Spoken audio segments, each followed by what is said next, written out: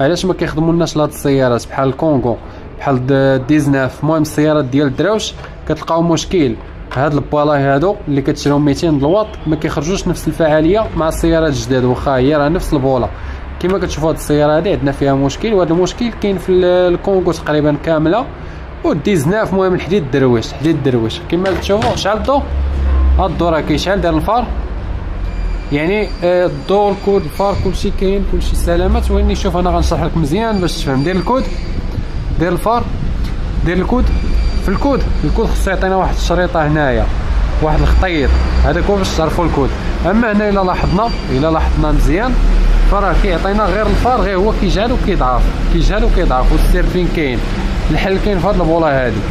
بالنسبه للحديد الدرويش، هاد البوله هادي هي اللي غتفك لك المشكل. ها هي 5 واط، ها نتوما غتشوفوا معايا هادو راه الA 80، واني ما عطيناش ديك الفعاليه ديال الA 80. بالنسبه لهاد البوله هادي راه كديرها في لاماس وفي البلوس.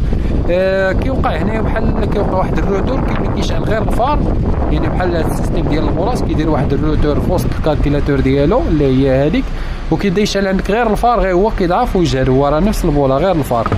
وخير مثال انا غنسيها لكم، شوفوا معايا اليات، ها نتوما شوف، ها الفار، ها نعاود لكم البوله، ها نتوما كود الفار، ها نتوما شفتوا الخطيط، ها الفار، ها الكود.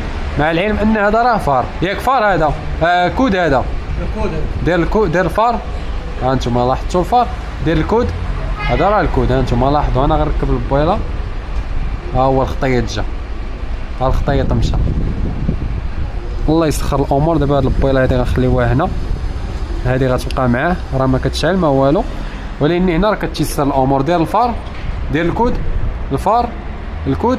الله يسخر الجميع، ودابا راه الامور منضبطه، والله يسخر الجميع. وهذه هي المعلومه ديالنا، وبارطاجيوها للجميع، راه الناس ديال الدراوش كيحتاجوا هذه المعلومه هذه، حيت كيضيعوا في هاد البولاص.